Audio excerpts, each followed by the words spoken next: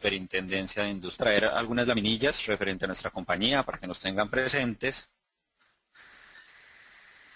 y al final de toda la conferencia del día de hoy o cualquiera que crean que somos capaces de responderles. Primero que todo, pues contarles que Compunet es el líder en Latinoamérica en integrar soluciones de tecnología. Nosotros somos una compañía integral. Nosotros tenemos en nuestro ecosistema más de 19,000 usuarios. En este mismo momento tenemos más de 160 clientes. Tenemos premos en 14 países diferentes. Llevamos 22 años en el mercado, somos más de 300 colaboradores y tenemos alianzas estratégicas, siendo las alianzas más grandes que tienen estos fabricantes con HP, con Zebra, con SAP, con Motorola, nuestra herramienta de gestión documental que es Work Manager, que es un record management, que es la que cumple toda la legislación colombiana, y nuestro tema de firmas electrónicas, firmas digitales y materialización es materialización, que ahorita más adelante les voy a comentar. Además de eso, lo que les decía, tenemos presencia en más de 14 países con todo nuestro portafolio.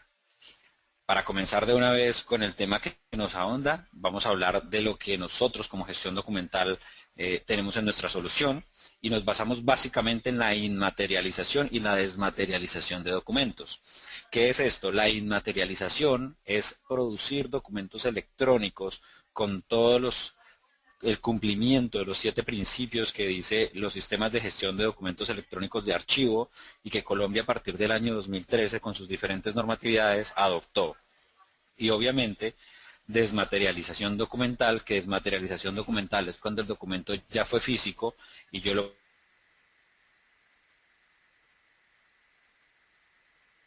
criterio probatorio sin incumplir con ninguna de las 7 principios de los sistemas de gestión de documentos electrónicos de archivo. Eso básicamente es lo que hacemos. Nosotros contamos con profesionales altamente calificados, obviamente en archivística y tecnologías de la información. Tenemos herramientas gerenciales que sirven para clasificar la información y la toma de decisiones con fundamento documental. Y como se los decía antes, nuestro objetivo principal sigue enmarcado en cómo inmaterializar y desmaterializar la información. Para hacer un preámbulo de cómo se necesita y de cómo llegar a un proyecto de cero papel y de cómo aprovechar la resolución 8934, hay que pensar en la cantidad de documentos que hasta hoy por hoy se han producido. Si hacemos un comparativo del siglo pasado, donde este era nuestro siglo pasado, donde este es nuestro hoy y según lo que hayamos hecho vamos a llegar a un futuro bueno o malo, si no hacemos absolutamente nada, si no cumplimos la normatividad, pero no solo la normatividad, hay que pensar en la normatividad, en las buenas cosas que tiene la gestión electrónica de documentos, en lo bueno que tiene la gestión de información digital y digitalizada que hoy está por todos nuestros mundos. Nosotros pensamos en que si no hacemos nada, esta va a ser nuestra línea. Nosotros realmente vamos a tener una producción documental y la producción documental hoy por hoy en Colombia es demasiado fuerte. De allí que el gobierno nacional apareciera con la directiva 3.1 y sus 7 transversales, donde dice que a 2015 se tiene que haber, y esto me parece muy importante resaltarlo, se tiene que haber disminuido el 30% del consumo de papel. Entonces ya no solo es por ley, sino porque es una cosa buena. Además a eso, tenemos un tema de matriz documental. En la matriz documental es lo que denominamos en Colombia tabla de retención documental, pero la tabla de retención documental le faltaban algunos campos. ¿Cuáles son esos campos que le faltaban? En temas legales y en temas de información. Hoy por hoy las superintendencias, y ahorita más adelante vamos a ver en esta resolución explícitamente donde lo pone, nos dice que yo debo garantizar que la información sea pública, interna, restringida o confidencial. ¿Y eso qué quiere decir? Pública, y a través de la ley de transparencia, que ahorita también la nombramos un poquito, dice que todo el mundo la puede ver. Interna, que toda mi compañía la puede ver. Confidencial, que solo unas personas la pueden ver, y restringida solo cierto departamento, área, proceso, como lo queramos llamar.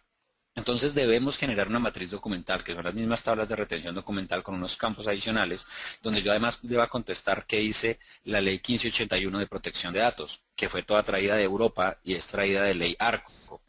¿Por qué es importante hablar de eso? Porque la ley ARCO de Europa básicamente dice que para que a mí me accedan a un dato me tienen que preguntar para qué lo hago. En Estados Unidos, que es la otra corriente de la ley, esa corriente dice es que a usted le tiene que preguntar si no quiere. Y si usted dice no, entonces es porque Ahí sí no quiere, pero de resto se entiende por qué sí. Luego, usted dice, yo quiero disminuir más ese tipo de documentos. Entonces ya es cuando uno implementa un software. El ejemplo que yo siempre coloco con los software es Facebook. Antes uno para poder tener la copia de las fotos duplicadas tenía que pedir el negativo, tenía que sacar dos fotos iguales, tenía que ver de qué mecanismo se hace. Hoy por hoy solo es una foto, se sube y se etiquetan 10 personas. En un software de gestión documental se puede hacer este tipo de cosas. Se puede hacer flujos de información, se pueden hacer BPMs y en algún determinado momento vamos a explicar lo que es un record management, que el record management es teoría ISO 15489 y que es en toda la teoría que está basado en nuestro software. Luego de eso, si uno quiere disminuir aún más esa información, deberíamos implementar sistemas de gestión de documentos electrónicos de archivo.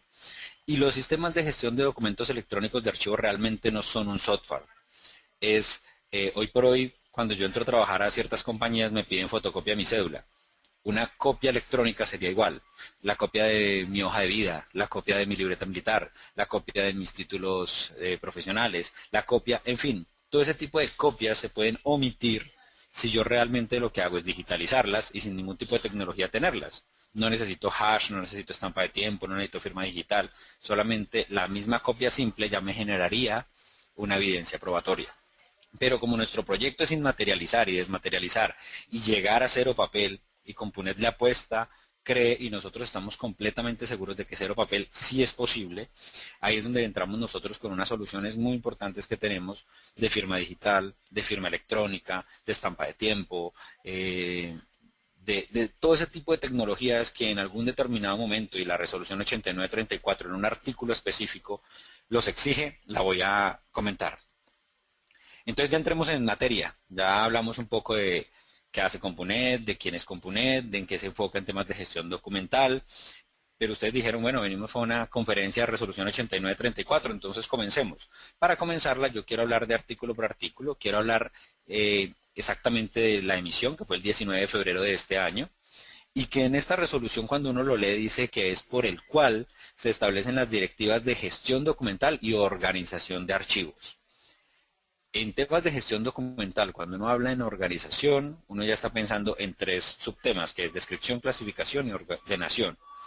Eso ahorita más adelante lo vamos a ver y en alguna infografía lo podríamos explicar, pero aquí básicamente lo que nos dicen es que tienen que cumplir los vigilados por la Superintendencia de Industria y Comercio. Y como lo explica, dice los vigilados, necesariamente yo lo que tengo que hacer es saber quiénes son los vigilados. Y para poder hablar de los vigilados tengo que nombrar otras leyes que la misma resolución en su preámbulo lo trae y habla de que se tiene que tener en cuenta la ley 594 de 2000, específicamente habla el artículo 22 con el proceso de gestión documental, el decreto 2578 de 2012, que es el que nos habla de cómo es el Sistema Nacional de Archivos y de cómo articuló los archivos privados en este sistema. El decreto 2609, que a mi modo de ver, y espero que los que me están escuchando, y por eso lo puse en mayúscula, es de suma importancia que se lo lean. El decreto 2609 de 2012, emitido el 26 de diciembre de ese mismo año, es el que nos generó una oportunidad importante en cómo organizar la información física, digital y digitalizada. Inclusive este artículo, esta resolución, en alguna parte nos nombra el artículo 30 porque es la metadescripción y ahorita lo vamos a explicar. Y obviamente hay que hablar del decreto número 4886 de 2011 porque es allí donde nos va a explicar quiénes son los que están vigilados por esta superintendencia, porque la pregunta de todos siempre es, ¿y a mí me toca? ¿A mí no me toca? ¿A mí sí me toca? ¿Quién dijo que sí? Yo no soy vigilado. Entonces vamos a quitarnos esa ventana de humo que tenemos, esa cortina de humo, y lo que vamos a hacer es explicarlo. Entonces vamos a hablar de este decreto. Hablando del decreto 4886 de 2011, yo ya lo que tengo que preguntar es, bueno, ¿y quiénes fueron los que este decreto dice? Hablemos del artículo 1, inciso 17, donde explícitamente dice que todas las cámaras de comercio, eso quiere decir que ya en este momento cualquier cámara de comercio tiene que cumplir la resolución 8934, pero además mete a sus federaciones y confederaciones. Explícitamente yo conozco a Confecámaras y conozco algunas otras que tiene el Valle, hay unas que tiene el Valle del Cauca y el Valle de Aburrá. Y hay varias confederaciones que se pueden hacer, pero ya ellos están obligados a hacerlo. Pero además uno dice, bueno, ¿y quién es más? En el artículo 1, en el inciso 29, dice que las ligas y asociaciones de consumidores. Eso querría decir que FENALCO, que todo este tipo de federaciones y ligas, para no ponerme a decir nombres propios, tienen que cumplir. Si ustedes están en algunas de estas dos, pues ya tienen. Pero sigamos. Cuando ya nos vamos al artículo 1, pero al inciso 31, y lo puse en verde, y obviamente como esta presentación la vamos a compartir, es importante que ustedes vean lo que reza textualmente la norma, hablando del decreto 4886 de 2011. Y dice que todas las personas naturales o jurídicas que vendan o presten servicios. A mí cuando leo este artículo, este inciso de este artículo, me parece que está diciendo, son todos. Porque dice, todas las personas naturales o jurídicas que vendan o presten servicios. Ahí hace una especificación y dice que mediante sistema financiero bajo condición de adquisición, pero además dice o, no dice y, sino o, prestación de otros bienes o servicios. Entonces uno ahí también dice, bueno, todo el que preste un bien o un servicio. Y así como quienes presten servicios que exijan la entrega de un bien. En ese orden de ideas yo creo que en el artículo 1, inciso 31, nos está incluyendo a todos. Porque desde Compunet nosotros ya estamos implementándola y Compunet también porque prestamos servicios de outsourcing, prestamos servicios de consultoría y también entregamos bienes muchas veces. Muchas veces vendemos un escáner suelo, una impresora sola, cualquier cosa de las que hagamos y eso ya nos obliga a dar cumplimiento a la resolución 8934 porque el decreto 4886 de 2011 en su artículo 1, inciso 31 ya lo dice. Pero sigamos mirando qué más puede salir. En el artículo 1, pero en el inciso 60, dice operadores, fuentes y usuarios de información financiera, crediticia, comercial, de servicios y provenientes de terceros países de la misma naturaleza. Creo que los que estábamos por fuera decían, no, yo no, creo que nos incluyó. Pero sigamos. Cuando seguimos viendo este decreto, también tenemos que revisar otras leyes. El decreto 4130 de 2011 en su artículo 4, porque en los incisos 3, 4 y 5 nos dice que las estaciones de servicio automotriz y fluviales del país. O sea, alguien decía, bueno, vender gasolina es un servicio y al mismo tiempo es un bien, debería estar cubierto. Pero en este decreto 4130 vuelve y lo pone y lo especifica de una manera más fuerte. Pero además, este decreto y la ley 1341 de 2009 nos habla de empresas prestadoras de servicio de comunicación. Es muy importante ver que con todo el tema de sociedad de la información, sociedad tecnológica y todo lo que esta ley nos trajo, también nos incluyó las empresas prestadoras de servicios de comunicación. Pero además, el decreto y la ley 1369 de 2011 nos dicen que empresas prestadoras de servicios postales ya automáticamente incluyó a todas las compañías, Servientrega, Envía, pero hay unas que no son tan conocidas y también tienen que hacerlo porque prestan servicios postales. Eso querría decir que con este preámbulo que yo di de la norma, si me toca o no me toca, yo espero que las personas que en este momento estamos escuchando la conferencia, digamos sí me toca o no me toca, pero que ya tengamos una claridad frente a una ley que nos ayuda a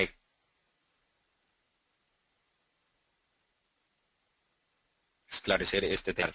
Pues hablar de los artículos. Cuando hablamos del artículo 1, él dice que ordena a los vigilados el cumplimiento de la normatividad archivística, que ya con eso dijo muchísimas cosas, pero además dice que tiene que tener muy presente lo que es la producción, recepción, distribución, organización, conservación, recuperación y consulta. Cuando el artículo 1 de esta norma habla de la ley 594 de 2000, trajo este artículo que viene de esa ley, pero aquí hay algo importante que decir, no se dejen confundir de este artículo, porque aun cuando el artículo habla de estos 6 pasos, yo les voy a mostrar la evolución que Colombia ha tenido frente a esos 6 pasos. El decreto 2609, que es el que les quiero mostrar, ha tenido una evolución. En el año 2000, con la ley 594 de 2000, era donde se decía estos pasos que acabé de leer. Decía que uno tenía que tener cuidado con la producción, recepción, distribución, consulta, organización, recuperación y disposición final. Pero era una cosa archivísticamente loca en temas de que yo primero me preocupaba por producir y recibir antes que por planear. Luego distribuía, pero miren que si ustedes ven el orden, dice que yo primero consulto y luego organizo. Consultar sin organizar no es una cosa muy lógica que digamos. Yo primero debo organizar para después consultar. Y luego teníamos un proceso muy extraño a mi modo de ver y era la recuperación. Los archivistas ya pensábamos que nos iban a llegar los documentos mal y como nos iban a llegar mal, entonces nosotros debíamos recuperarlos. No se trataba de consulta, se trataba de recuperación, ponerle cinta, K10, bueno, unos mecanismos que tenemos los archivistas, quitar el material metálico. Entonces en el año 2005 nos ayuda una guía muy buena que salió y esa guía muy buena nos dice no, realmente los procesos son diferentes y tienen otra organización y es primero es producción, luego recepción, luego distribución, incluyó trámite que no estaba y si se dan cuenta primero organiza y luego consulta. Cosa que a mí me pareció muy buena, porque si usted primero organiza, luego consulta, ya no se pensó en recuperación, sino en conservar. A mí me lo entregan bien y yo lo guardo bien. Pero seguía teniendo una palabra un poco fuerte en disposición final, y es que uno cuando le dicen disposición final, uno suena como eliminémoslo. En esta presentación no lo traje, pero en el año 2010, la circular 4 de Coinfo, que era la alta consejería de la Presidencia de la República, nos dijo que teníamos que tener muy presente el tema de ISO 15489. ¿Por qué? Porque el tema de ISO 15489 nos daba 5 pasos distintos a estos, muy parecidos y muy asociados, pero nos decía que se tenía que hacer de otra forma. Como dicha circular la sacó Coinfo y no el Archivo General de la Nación, por eso no la quise tocar y no quise colocarlas en la presentación. Y ya viene lo más importante de este artículo 1 de la 8934 y es que es de esta forma como tenemos que tener presentes nuestros archivos y nuestros programas de gestión documental. Nuestros programas de gestión documental deben estar primero con planeación y me parece una cosa muy lógica. Cuando uno habla de PHVA es planear, hacer, verificar, actuar. Cuando habla de administración es planeación, organización, ejecución, control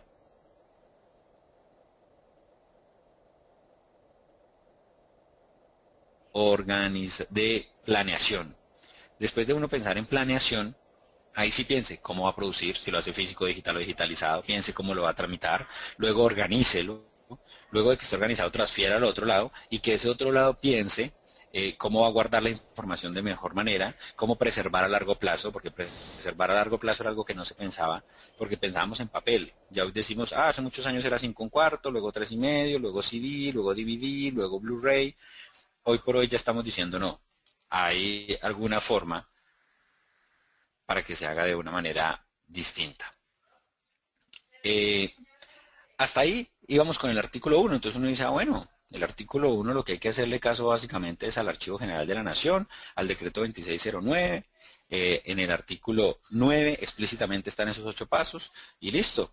Pero cuando uno continúa, nos dice esta misma resolución en el artículo 2 que debemos contar con archivos institucionales técnicamente organizados y dotados.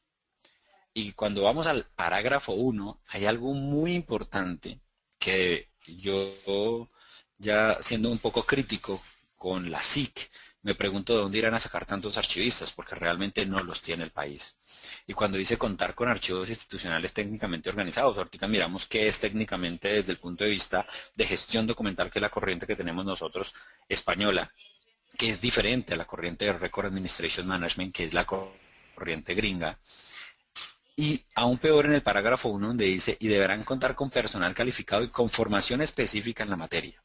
Para entender entonces cuál es la ley que habla de la formación específica en la materia, hay que adentrarnos en la ley 1409, en la cual les dejo el link para que lo lean, porque esta ley 1409-2010 dice en su artículo 1 que para todos los efectos legales se entiende por el ejercicio de la profesión de la archivística el desempeño laboral de profesionales con título legalmente expedido. Y cuando ustedes leen más esta ley, la ley 1409, dice que se tiene que tener la tarjeta profesional emitida por el Colegio Colombiano de Archivistas.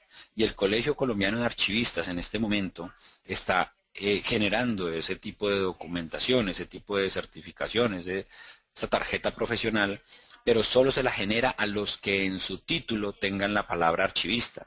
Me explico, si usted se llama Ciencias de la Información, no sirve. Si usted se llama bibliotecólogo, no sirve. Si usted es, como en mi caso, del SENA y es administrador documental, no sirve. Si es gestión documental, no sirve. Tiene que tener explícitamente la palabra archivista. Hasta este momento el Colegio Colombiano solo ha sacado 80 tarjetas profesionales y si nos damos cuenta son muchas más las empresas que están vigiladas por esta resolución. Y en el parágrafo 2 es uno de los que me gusta ya comercialmente hablando y dice que cuando se contrate con firmas especializadas, obviamente con Punet, la administración de sus archivos deberá dar cumplimiento a las instrucciones del presente resolución, así como a todas las que se le aclaren. Es muy importante que si ustedes tienen compañías en este momento que estén administrando sus archivos, se les pida el certificado de que sí están cumpliendo, de que tengan un archivista. Y hay otras normas adicionales que no las voy a tocar en este momento, pero sí el acuerdo 037 y algunos donde dice cómo es una compañía o qué requisitos debe cumplir para poder prestar esos servicios. Entonces ustedes me van a decir, listo, el artículo 2 suena chévere, ¿cómo es el que lo dice España? Entonces España dice que existen tres archivos: archivo de gestión, archivo central y archivo histórico. Pero obviamente el Record Management dice que existe archivo de gestión, que yo aquí lo puse en oficinas, archivo centralizado, que no lo tiene la teoría española, y archivo central. Y ellos no tienen archivo histórico. Aquí intentando hacer una fusión, básicamente lo que nos dice es cumplamos lo que dicen los tres archivos de gestión central histórico y con eso cumpliría yo el artículo 2 si mi eh, administrador del negocio es archivista con tarjeta profesional o si yo lo hago a través de un tercero si mi tercero lo cumple. Pero además de eso, ustedes me van a decir, bueno, no, pero no suena tan difícil. El artículo 3 dice elaboración, adopción e implementación de los instrumentos archivísticos. ¿Cuáles son los instrumentos archivísticos que nos exigen?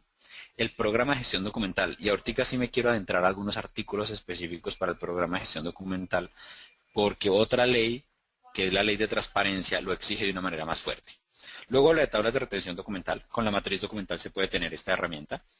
Luego habla de cuadro de clasificación documental. Con la matriz documental se puede tener esta herramienta. Y habla de tablas de valoración documental, que desde mi punto de vista sí hace falta un tema de aclaración, porque el acuerdo 2 de 2004, aun cuando haya tenido una actualización en el acuerdo 2 de 2013, el acuerdo 2 de 2004 sigue vigente y dice que hay que intervenir el 100% del fondo documental acumulado y ahí sí decidir que se vota o no. Por eso mi consejo, y esto es más consejo como Diego, porque no me puedo comprometer como Compunet, es que no hablen de que tengan fondos documentales acumulados, que hablen de que tengan fondos con procesos archivísticos no al 100%, pero no de fondos acumulados, porque si hablan de fondos acumulados, tendrían que hacer tablas de valoración documental y esto generaría un costo muy importante y muy grande para nuestra implementación. Y habla de reglamento interno de archivo. El reglamento interno de archivo pues es un instrumento que puede salir básicamente del programa de gestión documental, aunque el programa de gestión documental está más basado en ISO 30300 y el reglamento interno de archivo está más basado en ISO 15489. Pero entonces hablemos de uno por uno, hablemos del programa de gestión documental. Para el programa de gestión documental, el Archivo General de la Nación nos dio esta infografía que desde mi punto de vista es muy buena, pero hay que desglosarla y desglosarla nos puede conllevar a una charla completamente larga, solo hablando de estos 7 pasos. Pero si yo hablo desde el punto de vista del diagnóstico, tengo que hacerlo con una herramienta que es el diagnóstico del Archivo General de la Nación. Cuando hablo de identificar, yo tengo que ver cuántas cosas administrativas tengo en mi ecosistema, cuánta plata le voy a incluir a la administración documental, cuántos temas tecnológicos, tengo que hacer un normograma específico para la entidad, tengo que hacer un programa de gestión del cambio y es hacer cada una de esas identificaciones y ponerlas. Además debo formular mis 8 pasos, los que hablábamos: planeación, producción, gestión y trámite, organización. Además de eso debo definir la elaboración y todas las estrategias. Quiero parar un poco, porque en el 6 y cuando doy charlas pues, un poco más largas de programas de gestión documental, se habla del armonizar y en el armonizar aparece una herramienta que hoy por hoy está en moda y es el pinar, porque yo debo armonizar cada una de las cosas que me diga, pero además debo armonizar mi pinar. Entonces cuando yo ya tengo eso armonizado desde las 6 pasos, ya lo que hago es publicar. Y en publicar sí es donde les quiero traer las normas que les voy a rezar a continuación, porque en publicar nos dice el artículo 12 de la ley 1712 de 2014 del 6 de marzo de 2014, por eso la quería poner la fecha: esquemas de publicación. Todo sujeto obligado deberá optar y difundir de manera amplia dentro de los 6 meses siguientes. ¿Eso qué quiere decir? Que si le cuento al 6 de marzo 6 meses, es 6 de septiembre. Había plazo hasta el 6 de septiembre de publicar en la página web nuestro programa de gestión documental elaborado a través del cuadro que acabamos de nombrar. El artículo 15 es el que lo especifica y dice que dentro de los 6 meses siguientes a la entrada en vigencia de la presente ley, los sujetos obligados deberán adoptar un programa de gestión documental. Los que me están escuchando, sería importante que vieran si ya lo tienen publicado, si lo hicieron con base en lo que antes hablamos, porque entonces vamos a cumplir la resolución 8934, pero no estamos cumpliendo la ley 1712. Además de eso, nos dice haga tabla de retención documental, no me voy a especificar porque podríamos demorarnos, haga un cuadro de retención documental, haga una tabla de valoración documental y haga un reglamento interno de archivo. Digamos que haciendo esas 5 herramientas uno ya cumple su artículo 3. Entonces nos vamos al artículo 4, que el artículo 4 dice, por eso no lo coloqué, dice hágalo. El artículo 5 dice que hay que contar con un comité interno de archivo. Y cuando nos habla de contar con un comité interno de archivo, la pregunta es, ¿y de dónde saco los integrantes del comité interno de archivo? Los integrantes los debo ver en el decreto 2578, en el artículo 14 al 16, donde habla de integrantes y funciones. Y aquí yo quise traer el artículo 14, porque dice que hay que tener un comité interno de archivo, pero me gusta mucho la función. Dice que su función es asesorar a la alta dirección y definir las políticas de gestión documental. Es de la alta dirección este comité, según la ley, según la resolución 8934 en su artículo 5, donde nos fuimos al decreto 2578 en su artículo 14. Pero hablemos de quiénes deben conformar este comité. Deben conformarlo básicamente 7 personas. Es un número impar porque lo que diga la mayoría es democrático, es lo que se hace. Y debe estar el secretario general o su director administrativo. El jefe de archivo, obviamente, es el más importante. El jefe de jurídica para que no cometamos errores judiciales. El jefe de la oficina de planeación para que vayamos alineados con todo el armonizar del paso 7 del TGD. El de tecnologías de la información, y lo quise nombrar no solo porque la ley lo diga, sino porque es muy importante pensar que ya la tecnología de información hace parte de la gestión documental. Antiguamente uno hablaba de gestión documental y uno solo se enfocaba en papel, pero realmente la información hoy está pasando es por la tecnología. El jefe de Sistema Integrado de Gestión, MESI, NTCGP 1000, ISO 9001, todos, y el jefe de la Oficina de Control Interno.